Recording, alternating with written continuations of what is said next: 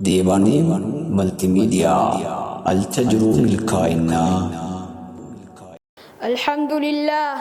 الحمد لله الذي من على عباده بمواسم الخيرات ووفق من شاء منهم لاغتنام هذه المواسم بفعل الخيرات، وخذل من شاء منهم فكان حظه التفريط والخسران. وأشهد أن لا إله إلا الله وحده لا شريك له رب الأرض والسماوات، وأشهد أن محمدًا عبده ورسوله أفضل الخلق أجمعين، صلى الله عليه وعلى آله وأصحابه والتابعين لهم بإحسان مدى الدهور والسنين وسلم تسليما. أما بعد، فيا أيها الناس اتقوا الله تعالى واغتنموا مواسم الخير بعمارتها بما يقرب إلى ربكم، واحذروا من التفريط والإضاعة فستندمون على تفريطكم وإضاعتكم يوم لا تنفع الندامة. إخواني، من لم يربح في هذا الشهر الكريم ففي أي وقت يربح، ومن لم ينب فيه إلى مولاه ففي أي وقت ينيب، ومن لم يزل متقاعدا عن الخيرات ففي أي وقت تحصل له الاستقامة والفلاح. فبادروا يرحمكم الله فرص هذا الشهر قبل فواتها، واحفظوا نفوسكم عما فيه شقاؤها وهلاكها. ألا وإن شهركم الكريم قد أخذ بالنقص والإضمحلال،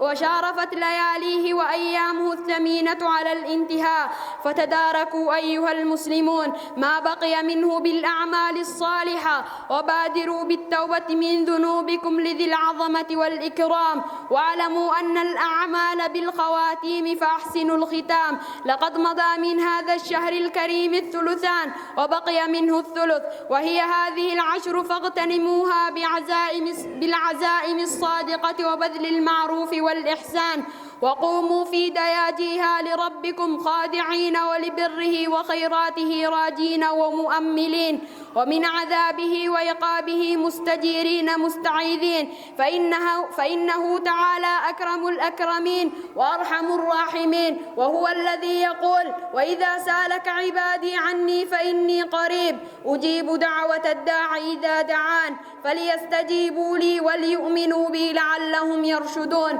وهو الذي ينزل كل ليلة إلى السماء الدنيا حين يبقى ثلث الليل آخر، فيعرض على عباده الجود والكرم والغفران، يقول: من يدعوني فأستجيب له، من يسألني فأعطيه، من يستغفرني فأغفر له. وفي هذه العشر ليلة القدر المباركة التي يفرق فيها كل أمر حكيم، ويقدر فيها ما يكون في تلك السنة بإذن الله سبحانه وتعالى. تنزل فيها الملائكة من السماء وتكثر فيها الخيرات والمصالح والنعماء. من قامها إيمانا واحتسابا غفر له ما تقدم من ذنبه، ومن فرط فيها وحرم خيرها فهو الملوم والمحروم. أبهمها الله تعالى في هذه العشر فلم يبين عينها، ليتزود الناس في جميع ليالي العشر من التهجد والقراءة والإحسان، وليتبين في ذلك النشيط في طلب الخيرات من الكسلان. فإن الناس لو علموا عينها لاقتصر أكثرهم على قيام تلك الليلة دون ما سواها، ولو علموا عينها ما حصل كمال الامتحان في إعلاء الهمة وإدنائها. أعوذ بالله من الشيطان الرجيم. بسم الله الرحمن الرحيم. إنا أنزلناه في ليلة القدر، وما أدراك ما ليلة القدر. ليلة القدر خير من 1000 شهر. تنزل الملائكة والروح فيها بإذن ربهم من كل أمر. سلام هي حتى مطلع الفجر. بارك الله لي ولكم في القرآن العظيم، ووفقني وإياكم لما فيه من الآيات والذكر الحكيم. أقول قولي هذا وأستغفر الله العظيم لي ولكم ولجميع المسلمين من كل ذنب فاستغفروه إنه هو الغفور الرحيم.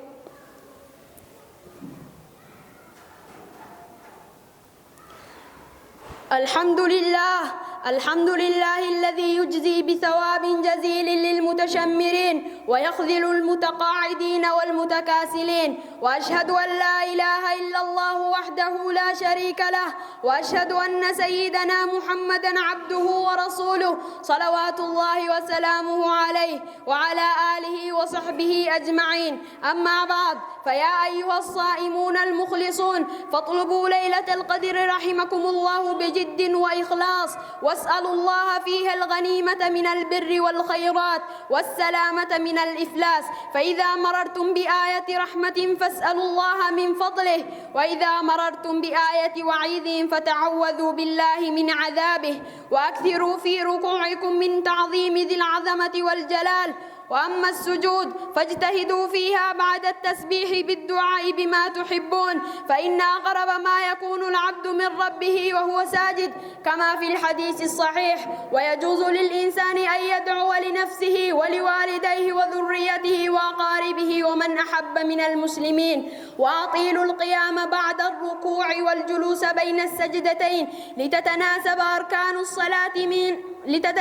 أركان الصلاة من القيام والركوع والجلوس والسجود. والقيام بعد الركوع محل حمد وثناء، فأكثروا فيها من الحمد والثناء. والجلوس بين السجدتين محل دعاء بالمغفرة والرحمة، فأكثروا فيها من الدعاء. وافتتحوا قيام الليل بركعتين خفيفتين، لأن الشيطان يعقد على قافية العبد إذا نام 3 عقد، فإذا قام وذكر الله انحلت عقده، فإذا تطهر انحلت الثانية، وإذا صلى انحلت الثالثة. ولكن إذا جاء أحدكم المسجد وقد قام الإمام فليدخل معه ولو لم يفتتح القيام بركعتين خفيفتين، لأن متابعة الإمام أهم. عباد الله، اتقوا ربكم وتزودوا فإن خير الزاد التقوى. عباد الله، إن الله يأمركم أن تصلوا وتسلموا على الهادي البشير، حيث قال: إن الله وملائكته يصلون على النبي يا أيها الذين آمنوا صلوا عليه وسلموا تسليما. اللهم صل على محمد وعلى آل محمد كما صليت على إبراهيم وعلى آل إبراهيم إنك حميد مجيد. وبارك على محمد وعلى آل محمد كما باركت على إبراهيم وعلى آل إبراهيم إنك حميد مجيد. اللهم أعز الإسلام والمسلمين، اللهم أعز الإسلام والمسلمين، وأذل الشرك والمشركين، ودمر أعداءك أعداء الدين برحمتك يا أرحم الراحمين. اللهم انصر إخواننا المسلمين في كل مكان، اللهم انصر إخواننا المسلمين في فلسطين، اللهم انصر إخواننا المسلمين في فلسطين، اللهم انصرهم على عدوك وعدوهم يا رب العالمين. ربنا آتنا في الدنيا حسنة وفي الآخرة حسنة وقنا عذاب النار. ربنا لا تزغ قلوبنا بعد إذ هديتنا وهب لنا من لدنك رحمة إنك أنت الوهاب. عباد الله، إن الله يأمر بالعدل والإحسان وإيتاء ذي القربى وينهى عن الفحشاء والمنكر والبغي يعظكم لعلكم تذكرون. واذكروا الله العظيم الجليل يذكركم واشكروه على نعمه يزدكم ولذكر الله أكبر والله يعلم ما تصنعون. ديوان ملتي ميديا التجربة الكائنة.